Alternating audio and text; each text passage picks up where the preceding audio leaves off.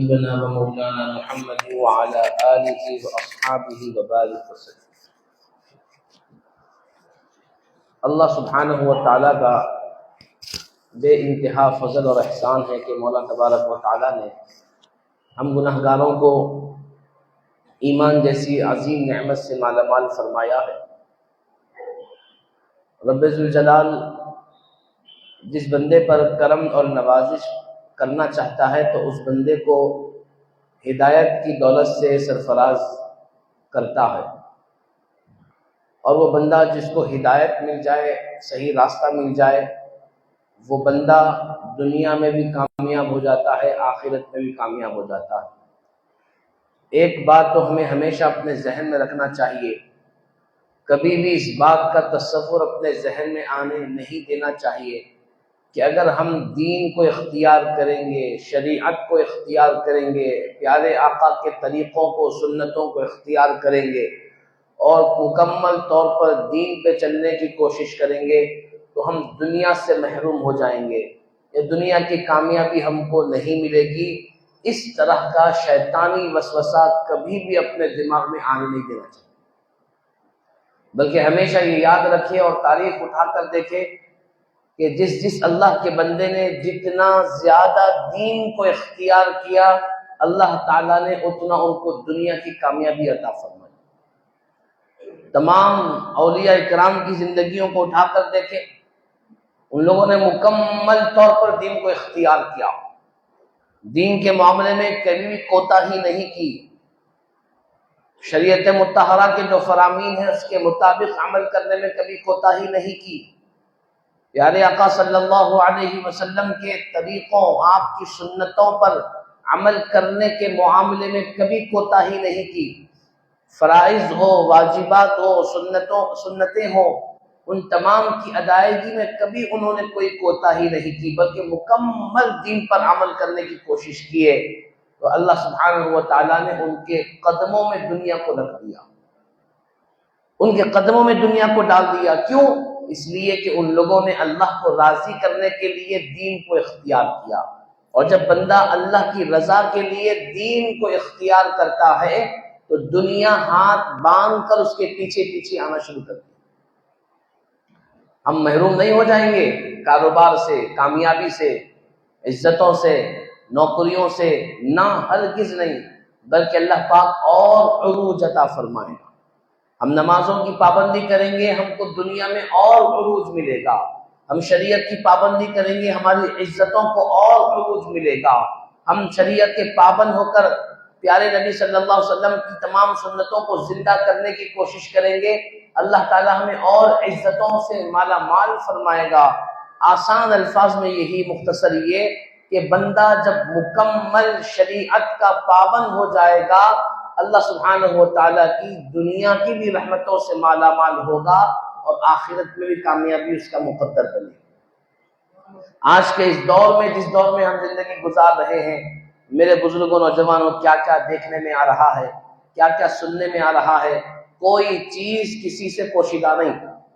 ایک دور تھا جس دور میں بہت محلے میں کم لوگوں کے گھروں میں اخبار آتا تھا، یا پھر محلے میں بہت کم لوگوں کے گھر میں ٹی وی رکھا ہوتا تھا جس کے ذریعے سے نیوز یا پھر ریڈیو کے ذریعے سے خبریں معلوم ہوتی تھی دنیا کے حال چال۔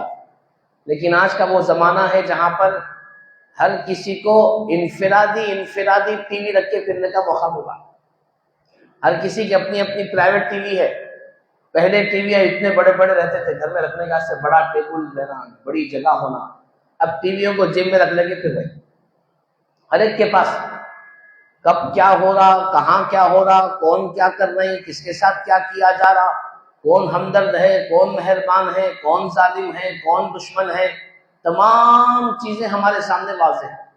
مسلمانوں کے حالات کیا ہے؟ اچھا، پہلے ہمارے گھر کے حالات بڑی مشکل سے، پھر ہمارے خاندان کے حالات، اور پھر محلے کے حالات معلوم ہوتے تھے۔ اپنے محلے کے علاوہ دوسرے محلے میں کیا ہو رہا نہیں معلوم ہوتا تھا۔ اب ایک دن گزرنا، اخبار آنا تو اس معلوم ہونا کیا کیا ہوا۔ اب یہاں پہ بیٹھ کے پوری دنیا کے حالات معلوم کر لے سکتے، پورے شہروں کے حالات، اپنا شہر نہیں، پورے اسٹیٹس، پورے ہندوستان کے بھارت کے جتنے اسٹیٹس ہیں ان تمام جہاں پر کیا کیا ہو رہا ہے، ساری چیزیں ہمارے سامنے۔ مسلمانوں کی حالات کیا ہے، کون ایمان میں داخل ہو رہا ہے، کون ایمان سے خارج ہو رہا ہے، اور حکومتی طرف سے کیا کیا سازشیں کی جا رہی ہے، یہ ساری چیزیں ہمارے سامنے ہیں۔ لیکن اس کے باوجود بھی ہم کو یہ فکر نہیں ہے کہ حالات کو سدھارا کیسا جائے۔ ہم یہ سمجھ رہے ہیں کہ یوٹیوب پر، فیس بک پر، فون کے ذریعے سے آنے والی خبروں کو سن کر ہم بھیجنے والوں کو کچھ کمنٹ کریں گے، یا پھر دل میں سوچ لیں گے ارے یہ ظلم ہو رہا ہے، یہ تو مسلمانوں کو ستایا جا رہا ہے، مسلمانوں کی مسجدوں کو توڑا جا رہا ہے، یہ تو مسلمانوں کو نقصان پہنچانے کی کوشش کر رہے ہیں، ایسا نہیں ہونا چاہیے، ایسا نہیں ہونا چاہیے، ہمارا حیدرآباد سیف ہے، اچھا ہے، وہاں پہ ایسا ہو رہا ہے۔ بس یہ سوچ سوچ کر ہم خاموش ہیں۔ ہم کو اس بات کی فکر نہیں ہے کہ پھر اس کو روکنے کے لیے، اس کی بہتری کے لیے، اس کے حل کے لیے ہم کیا کوشش کر سکتے ہیں، ہم سے کیا کوتاہی ہو رہی ہے۔ میرے بزرگوں، نوجوانوں، آقا کریم صلی اللہ تعالی وسلم نے ارشاد فرمایا کہ جو قوم اپنے رب کی اطاعت و فرما برداری نہیں کرتی، اس قوم کو زوال آنا شروع ہو جاتا۔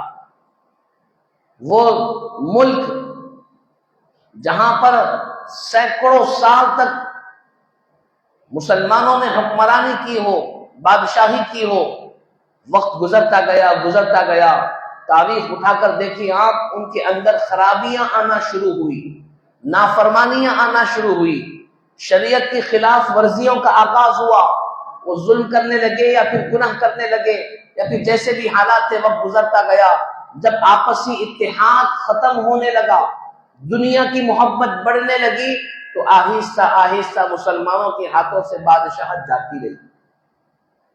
کئی وجوہات بیان کیے گئے ہیں۔ تو جب انسان اللہ اس کے رسول کی اطاعت و فرما برداری میں رہے گا، اللہ سبحانہ و تعالیٰ اس کو بلندی عطا کرتا رہے گا۔ اور ہم نے یہ سوچ رکھا ہے کہ بھئی اگر میں زیادہ پڑھوں گا، زیادہ سیکھوں گا، زیادہ ماہر بنوں گا تو میں سکون کی زندگی گزاروں گا۔ ارے اللہ کے بندے، اللہ نے تیرے سر میں جو سوچنے، سمجھنے، علم حاصل کرنے، اچھے برے چیز کی تمیز کرنے کے لیے جو دماغ عطا فرمایا، اس دماغ کا پورا کنٹرول اللہ کے دست قدرت میں۔ وہ دماغ کی حفاظت، اس کی ایک ایک پارٹ کی حفاظت کرنے والا اللہ تعالیٰ۔ اگر اللہ نے چاہا اور دماغ کا تھوڑا سا بھی حصہ ادھر کا ادھر ہو گیا تو انسان کے پاس سے سوچنے سمجھنے کی طاقت چلے جاتی۔ اب سوچنے سمجھنے کی طاقت چلے گی تو انہیں مہارت سے کچھ بھی کر سکتا، کما سکتا، نوکری کر سکتا، کوئی چیز کے لیے جد و جہد کر سکتا نہیں، بلکہ ہم کو یہ سکھایا گیا کہ تم جو کچھ کر رہے ہو تم اپنی طرف سے نہیں کر رہے ہو، تمہارا رب تم سے کروا رہا، اس کی مہربانی ہے۔ اگر تم کو صحت نہ ہوتی، تمہاری آنکھوں میں روشنی نہ ہوتی، تمہارے دماغ میں سمجھنے اور اچھے بری کی تمیز کرنے کی طاقت نہ ہوتی تو تم کچھ بھی نہ کر پاتے۔ اللہ پاک نے تمہیں صحیح سلامت رکھا۔ ایک بہت بڑے امام گزرے ہیں، ان کے تعلق سے آتا ہے کہ ایک مرتبہ وہ مسجد سے نماز پڑھ کر نکل رہے تھے، عبادت کی خوب اللہ کی، مسجد سے باہر نکلے تو اپنے چپل پر آپ نے پیر ڈالا، جوتے میں پیر ڈالا پہننے کے لیے، تو آپ کا جوتا پھٹا ہوا تھا اور آپ کے پیروں کی انگلیاں، انگوٹا جوتے سے باہر نکل گیا، جوتا پھٹا ہوا ہے۔ وقت کے بڑے بڑے امام، ان کے دل میں خیال آیا کہ اللہ، میں اتنی تیری دین کی خدمت کرتا ہوں، اتنا تیرے لیے، تیری رضا کے لیے کام کرتا ہوں، اور میرے کو اچھا ایک جوتا بھی نہیں ہے پہننے کے لیے۔ بس یہ خیال آیا۔ خیال کیا آیا کہ میں دین کی خدمت کرتا ہوں، میں لوگوں کو دین سکھاتا ہوں، مسائل بتاتا ہوں، فقہ بتاتا ہوں، تیری رضا کے لیے محنت و مشقت کرتا ہوں، اور میرے کو جوتا تک صحیح پہننے کے لیے نہیں ہے۔ یہ خیال آیا دماغ میں اس کے، اور آگے بڑھ گئے۔ اللہ سبحانہ و تعالیٰ کی یہ شان ہے کہ جب اللہ کے نیک بندوں کے ذہن میں کبھی کچھ ایسا خیال آتا ہے تو اللہ تعالیٰ فوراً ان کی اصلاح فرما دیتا۔ جیسے تھوڑے وہ آگے نکلے تو انہوں نے دیکھا کہ ایک شخص ہے جو معذور ہے، پڑا ہوا ہے روڈ پر، اور وہ اپنے زبان سے الحمدللہ الحمدللہ اللہ تیرا شکر ہے اللہ تیرا شکر ہے بول رہا.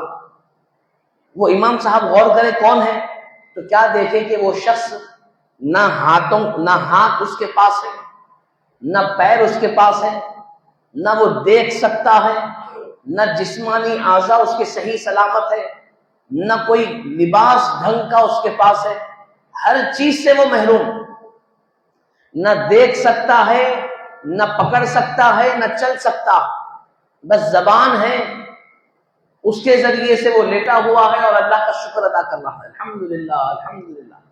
آپ سے رہا نہیں گیا، وہ شخص کے قریب گئے، جا کر بولے کہ اے اللہ کے بندے تیرے پاس کیا ہے آخر جو اللہ کا شکر ادا کر رہا ہے اتنا؟ تیرے پاس دولت ہے، تیرے پاس عزت ہے، تیرے پاس شان و شوکت ہے، تیرے پاس صحت تندرستی طاقت ہے، ایسی کون سی چیز ہے؟ تو وہ شخص کہنے لگا کہ اللہ کے بندے اے امام، مجھے اللہ نے ایمان کی دولت سے نوازا اور اس کا شکر ادا کرنے زبان عطا فرمایا. اگر میرے پاس زبان بھی نہ رہتی تو میں اللہ کا شکر کیسے ادا کرتا؟ اور اگر میرے پاس جسم زندگی نہ ہوتی تو میرے دل کی دھڑکن نہ چلتی تو میں زندہ ہی نہیں رہتا، اور زبان نہ ہوتی تو اللہ کا شکر ادا نہیں کرتا. دوسرے چیزیں نہیں ہیں کوئی بات نہیں، مجھے اللہ دو وقت کھانا کھلاتا ہے، میں کھانا کھا لیتا ہوں، اور بولنے کے لیے زبان ہے، بس اس زبان سے اپنے رب کا شکر ادا کرتا ہوں. فوراً آپ کے دل میں خیال آیا کہ اللہ میں معافی چاہتا ہوں، توبہ کی. آپ نے اللہ سے کہا پروردگار تیرے یہ بندے کے ذریعے سے میں صبر کرنا سیکھا، میرا ایمان اور مضبوط ہوا کہ جب یہ ایک عام بندہ تمام نعمتوں سے محروم رہ کر تیری تعریف پہ تعریف کر رہا ہے تو پروردگار تو نے مجھے کیا کیا نہیں عطا فرمایا. لہذا میری زبان سے غلط الفاظ نکل گئے کہ مجھے پہننے کے لیے جوتا بھی نہیں. مولا تو جس حال میں رکھے گا میں وعدہ کرتا ہوں اس حال میں خوش رہوں گا. تو اللہ سبحانہ و تعالیٰ کی طرف سے جو نعمتیں ہمیں ملتی ہے ہم ان نعمتوں کا خیال نہیں کرتے. تو ہمارے لیے ضروری ہے کہ ہم اس بات کو اپنے ذہن میں پختہ طور پر بٹھا دیں کہ ہماری دنیا اور آخرت کی کامیابی کا راز اللہ اور اس کے رسول کی اطاعت میں چھپا ہوا. جتنا زیادہ ہم اللہ اس کے رسول کی فرما برداری کریں گے اتنا زیادہ ہمیں کامیابی ملے گی. جتنا زیادہ ہم عبادت کریں گے، جتنا زیادہ اطاعت کریں گے، جتنی زیادہ فرما برداری کریں گے اتنا زیادہ اللہ سبحانہ و تعالیٰ کامیابی عطا فرمائے گا. اور یہی وجہ ہے کہ آج کے اس دور میں ضروری ہے کہ ہم خود بھی عمل کریں، اپنی اولادوں کو بھی عمل کروائیں. ہم خود بھی اطاعت و فرما برداری کریں، اپنی اولادوں کو بھی اطاعت و فرما برداری کروائیں. ہم خود بھی نمازیں پڑھیں، اپنی اولادوں کو بھی نمازیں پڑھوائیں. شب معراج کل گزری، چہارشنبے کی شب، یعنی جمعرات کی شب کہہ دیجیے آپ، کیونکہ چہارشنبہ گزرنے کے بعد جیسے ہی مغرب لگتی ہے تو شب جمعرات شروع ہو جاتی ہے. چاند کی تاریخوں کا حساب ایسا ہوتا ہے کہ شب پہلے آتی ہے دن بعد میں آتا ہے چاند کی تاریخ کے حساب سے. الغرض معراج میں کیا ہوا؟ پیارے آقا کریم صلی اللہ تعالی علیہ وسلم کو اللہ تعالیٰ نے عروج عطا فرمایا. سر لامکاں سے طلب ہوئی، سوئے منتہا وہ چلے نبی، کوئی حد ہے ان کے عروج کی بلغ العلا بکمالی. پیارے آقا صلی اللہ تعالی علیہ وسلم کو اللہ نے 7 آسمانوں کا سفر کروا کر اپنا دیدار عطا فرمایا. جب حضور تشریف لے جانے لگے تو اللہ تعالیٰ نے بہت سارے انعامات سے مالا مال کیا. کئی ہزار حکمتیں، کئی ہزار اسرار و رموز سے آپ کے سینے مبارک کو بھر دیا گیا، اور امت کے لیے اللہ تعالیٰ نے ایک تحفہ عطا فرمایا. کہا محبوب آپ جا رہے ہو لہٰذا آپ کی امت کے لیے یہ تحفہ. بولے اللہ کیا ہے تحفہ؟ بولے یہ امت کے لیے 50 نمازوں کا تحفہ ہے. 50 نمازیں اس کو لے جاؤ اور آپ کی امت کے لیے. حضور خوشی خوشی لے لیے، واپس آئے. راستے میں حضرت موسیٰ علیہ السلام ملے، بولے کہ کیا لے کے رہے؟ آپ کی امت کے لیے اللہ کیا دیے؟ بولے نمازوں کا تحفہ دیے. بولے کہ یا رسول اللہ آپ کی امت 50 نمازیں نہیں پڑھ سکتی، جا کے کم کراؤ. اب ذرا سوچو آپ، 5 نمازوں میں ہماری یہ حالت ہے. واقعتاً 50 نمازیں ہوتی تو کیا ہوتا تھا؟ 5 نمازیں 6، تحفہ ملا 50 نمازوں کا. تو بولے کہ اچھی بات ہے. اللہ کے پاس بارگاہ میں گئے، بولے اللہ ایک نمازیں تو آپ کم کر دیجیے. الغرض 50 سے کم ہوتے ہوتے ہوتے ہوتے 5 نمازیں ہو گئی. جب 5 نمازیں لے کر کے واپس آ رہے تھے حضور، حضرت موسیٰ علیہ السلام بولے کتنی ہے؟ بولے 5 ہے. بولے کہ اور جا کے کم کراؤ. بولے حضرت موسیٰ علیہ السلام حضور صلی اللہ علیہ وسلم ارشاد فرمائیں جب بھی گیا 5 نمازیں کم ہوئی، اب گیا یہ بھی چلے گئی تو میری امت کے لیے کیا رہے گا؟ بولے کہ مجھے اب واپس جانے میں حیا آ رہی ہے. میں اتنے بار گیا کم ہو گیا، 5 نمازیں کم ہوئی، اب دوبارہ میں نہیں جاؤں گا. الغرض حضور واپس نہیں گئے، 5 نمازیں لے کر کے آ گئے. جب حضور جانے لگے تو اللہ تعالیٰ نے ارشاد فرمایا محبوب ہم نے تمہیں 50 نمازیں دی تھی، لیکن کم کراتے کراتے وہ 5 رہ گئی، تو لہٰذا ہمارا بھی وعدہ ہے من جاء بالحسنۃ فلہ 10 امثالها، کہ جو ایک نیکی کرے گا اللہ تعالیٰ اسے 10 گنا بڑھ کر ثواب دے گا.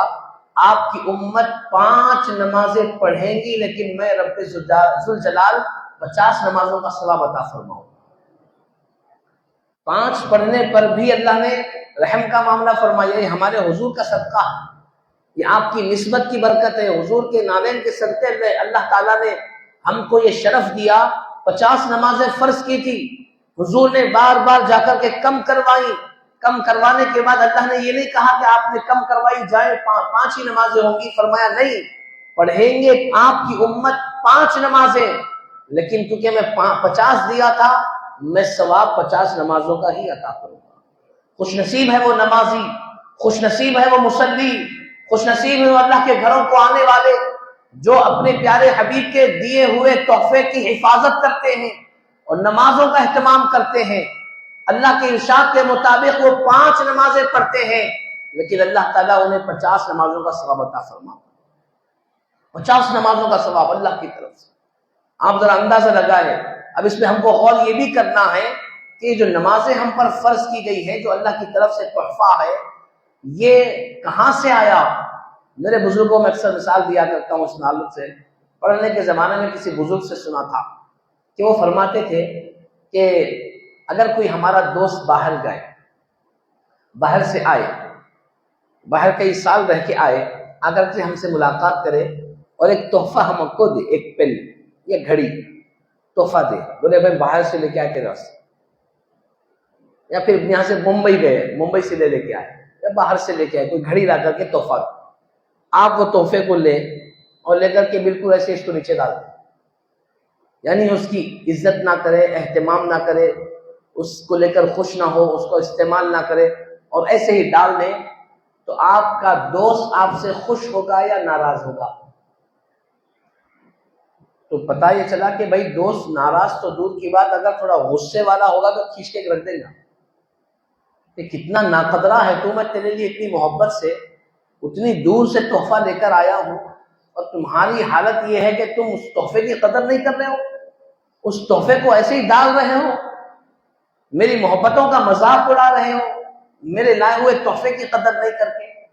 تو بزرگوں نے فرمایا کہ جب دنیا کا کوئی ایک انسان ہمارے لیے دنیا ہی کی کوئی چیز تحفے میں لا کر کے دے اور ہم اس کی قدر نہ کرے تو تحفہ دینے والا ناراض ہو جاتا ہے. تو اللہ تعالیٰ نے اپنے محبوب کو آسمانوں پر بلوا کر اپنا دیدار کرا کر ہمارے لیے نماز کا تحفہ عطا فرمایا، نماز کو تحفے میں ہماری طرف بھیجا. اب نماز تحفے میں ہم کو مل جانے کے بعد اگر ہم اس نماز کی قدر نہ کریں، اہتمام نہ کریں، احترام نہ کریں، پابندی نہ کریں، ایسے ہی نمازوں کو چھوڑ دیں، تو کیا رب ذوالجلال اور اس کا رسول ہم سے راضی ہوگا؟ کہ اللہ تعالیٰ ہم سے خوش ہوگا؟ یہ تو سراسر ناراض کرنے والا عمل ہے، یہ تو وضاحت واضح اللہ اس کے رسول کو ناراض کرنے والا عمل. تحفہ دیا گیا پابندی کرنے کا، لیکن میرے بزرگوں نوجوانوں ہمارے لیے افسوس کی بات ہے اگر ہم یہ عمل نہیں کرتے. آج فجر کی نماز کے بعد درس تھا، درس میں جو ہے سو گناہ کبیرہ کی تفصیلات پڑھ رہے تھے. گناہ کبیرہ کس چیز کو بولتے ہیں؟ 40 روزہ الحمدللہ مسجد حاضہ میں تربیتی کو چل رہا ہے، جس میں بہت سارے لوگ الحمدللہ تشریف لا رہے ہیں فجر کی نماز کے بعد. تقریباً 20 دن سے زائد وقت گزر گیا، 23 دن ہو گئے شاید الحمدللہ، مسلسل الحمدللہ۔ تو آج کبیرہ گناہوں کی تفصیل پڑھ رہے تھے۔ کبیرہ گناہ کس کو کہتے ہیں؟ بڑے بڑے گناہ جس پر سزا کی وعیدیں آئی ہے کہ گناہ کریں گے تو تم کو جلایا جائے گا، سزا دی جائے گی، تم کو جہنم میں ڈالا جائے گا، تم کو آگ میں ڈالا جائے گا، وغیرہ وغیرہ۔ ایسے گناہوں کو گناہ کبیرہ کہتے ہیں۔ فرمایا گیا کہ گناہ کبیرہ کی فہرست میں ایک عمل یہ بھی ہے کہ جو گناہ کبیرہ ہے، اور وہ عمل ہے نمازوں کو چھوڑ دینا، نمازوں کو ترک کرنا، نمازوں کو چھوڑنا گناہ کبیرہ ہے۔ اور آسان الفاظ میں سمجھانے کے لیے بول رہا ہوں کہ جس طرح شراب پینا گناہ کبیرہ ہے، ویسے ہی نماز چھوڑنا بھی گناہ کبیرہ ہے۔ جس طرح زنا کرنا گناہ کبیرہ ہے، اسی طرح نماز چھوڑنا بھی گناہ کبیرہ۔ جس طرح جھوٹ بولنا، غیبت کرنا، رشتہ داریاں توڑ دینا، اور طرح کے چوری کرنا، رشوت کھانا، سود کھانا، جیسے یہ بڑے بڑے گناہ ہیں، بالکل اسی طرح نماز چھوڑ دینا بھی گناہ کبیرہ ہے۔ اب جتنے حضرات نمازوں کو چھوڑ رہے ہیں، انکلوڈ میرے، بشمول میرے، خدا نہ خواستہ اگر میں نماز چھوڑوں یا آپ نماز چھوڑیں گے تو ہم گناہ کبیرہ کر رہے ہیں۔ سخت ترین نافرمانی اللہ کی، بہت بڑی نافرمانی اللہ تعالیٰ کی، اور اتنی بڑی نافرمانی اور اتنے بڑے گناہ کو آج ہم اتنا آسان لے لیے ہیں اور اتنی آسانی سے نمازوں کو چھوڑ دیتے ہیں کہ ہم کو رتی برابر بھی افسوس نہیں ہوتا کہ فرض نماز میں چھوڑ رہا ہوں، رتی برابر بھی گناہ کبیرہ کر کے۔ دوسرے گناہ کرنے کے بعد شاید کچھ افسوس ہو جائے، دوسری غلطی اگر ہو جائے تو شاید افسوس ہو جائے مجھے یہ نہیں کرنا تھا، میں کیوں کیا۔ لیکن نماز کے معاملے میں ہم اتنے سخت دل ہو گئے، اتنے سنگ دل ہو گئے، اتنے زیادہ ہم لاپرواہ ہو گئے، اتنا زیادہ ہمارے اندر بے خوفی آ گئی کہ آسانی کے ساتھ ہم فرض نمازوں کو چھوڑ دیتے ہیں، اور ہمیں افسوس بھی نہیں ہوتا، ہمیں تعجب بھی نہیں ہوتا، ہمیں غم بھی نہیں ہوتا، ہمیں احساس بھی نہیں ہوتا۔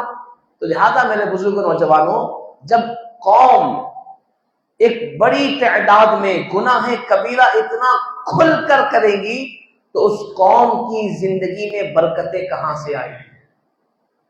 جب پورا گھر مل کر نماز چھوڑتا ہے تو مطلب یہ ہے کہ پورے گھر والوں نے مل کر گناہ کبیرہ کیا۔ اگر پورے گھر کے افراد فرض نماز نہیں پڑھ رہے ہیں تو واضح الفاظ میں یہ ہے کہ پورے گھر والوں نے مل کر اللہ کی بارگاہ میں بڑا گناہ کیا، گناہ کبیرہ۔ تو آپ اندازہ لگائیں کہ جس گھر میں گناہ کبیرہ پورے لوگ مل کر کرتے ہوں تو کیا پھر اس گھر میں خیر و برکت آئے گی؟ کیا اس گھر میں بلائیں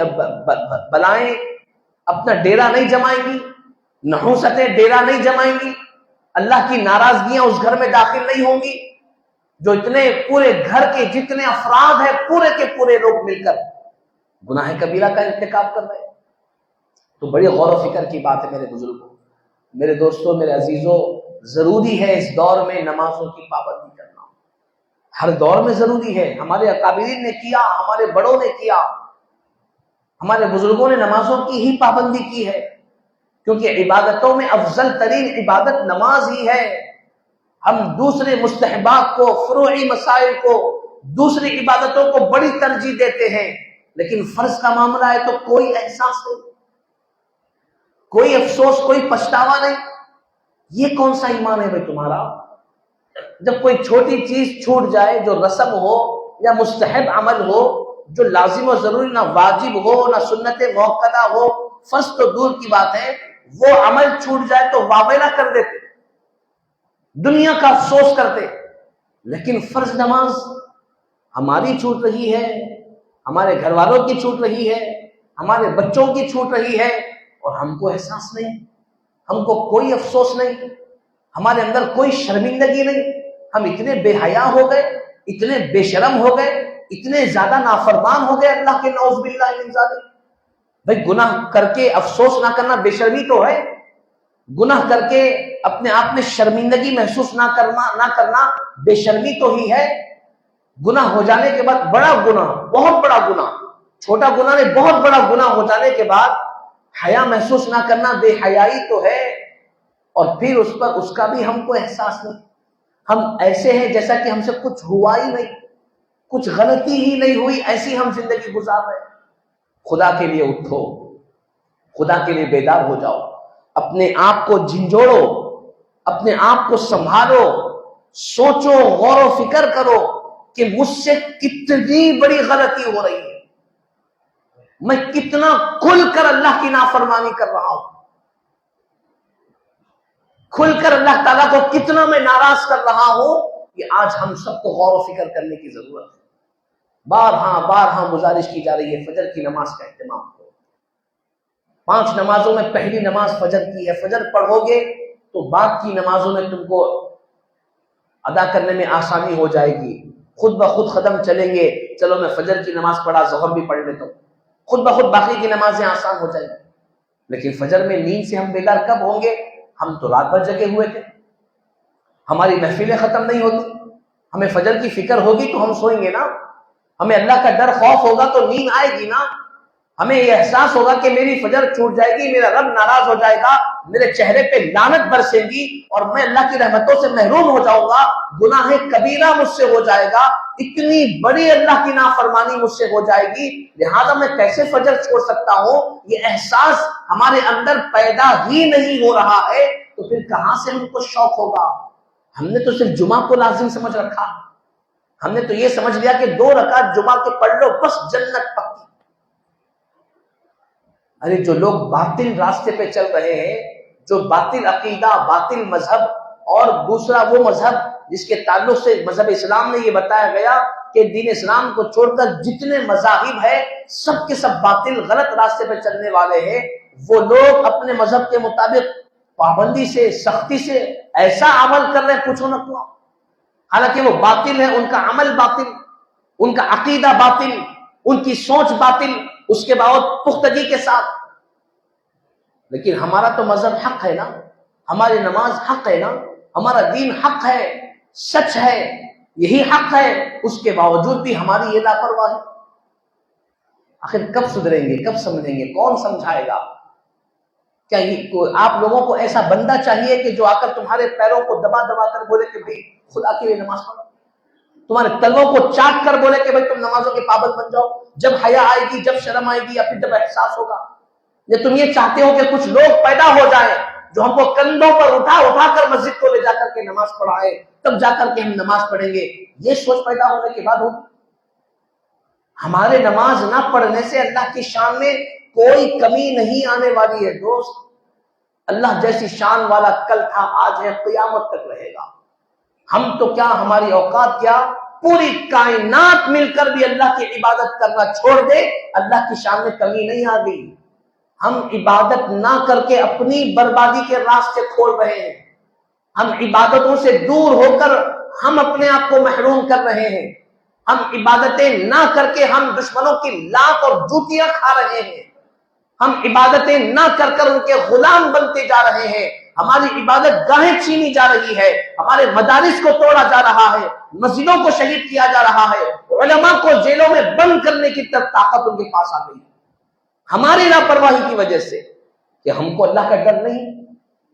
جو قوم اللہ سے نہیں ڈرتی وہ گلی کے کتوں سے ڈرنا شروع کر دیتی ہے، اور جو قوم اللہ سے ڈرتی ہے تو وقت کا شیر بھی ان کے سامنے آ جائے تو ان کے دل کی دھڑکن تیز نہیں ہوتی، وہ ڈرنے والے نہیں، کیونکہ ان کے دل میں اللہ کا ڈر ہوتا۔